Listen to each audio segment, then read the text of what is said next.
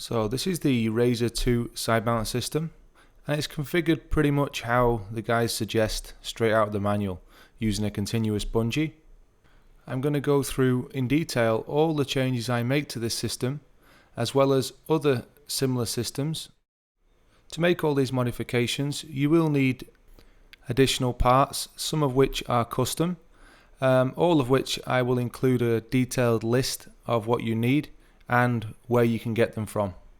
Just check out the video description for links. The first thing to do is to remove your continuous bungee. I've added 2 additional tri-glides you can see just below the chest D-rings. More on that in just a second. Okay, so what you need next is a loop bungee plate, and this is another custom part. You're going to slide that into position. It needs to be at the exact height so that when it has bungee coming out of it, this is your loop bungee, it's going to pull directly under your armpit. Again, see the complete harness setup video, which covers all the details on how to set that height correctly. You can easily undo one of these knots and allow more bungee to pull through should you have made a mistake and need the bungee a little bit longer. Okay, so again, you want to check the length. This is the best time to do it. You're going from the end of the loop right the way back to the loop bungee plate itself. I'm going to now just add on the continuous so you can have a view of what both look like in comparison. The continuous bungee there is an 8mm and the loop bungee I've got is a 6mm.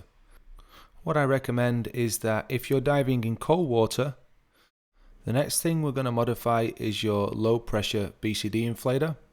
I removed the camelback bite valve that comes in the redundant bladder and added this oral inflation valve from Aqualung.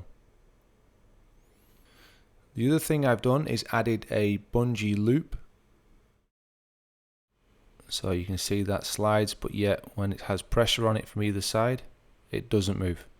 Finding a sliding D-ring that actually works on all types of webbing thicknesses in terms of soft flexibility, medium flexibility and stiff flexibility is difficult. These are the last 2 students I had where I took their Razor harness and made all these modifications to it. I'm now just reviewing it with them to check that the D-rings are in the correct place. So they're using their thumbs there to find them. It's looking pretty good.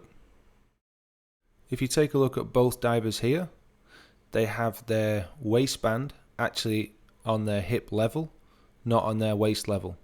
And this will help a lot when it comes to trimming the cylinders. You'll see in the underwater component next.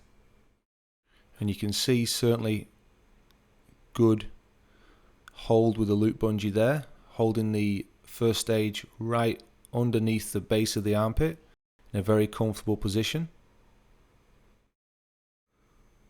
You can see there's a slight upwards pull from the cylinder bolt snap there, which is great.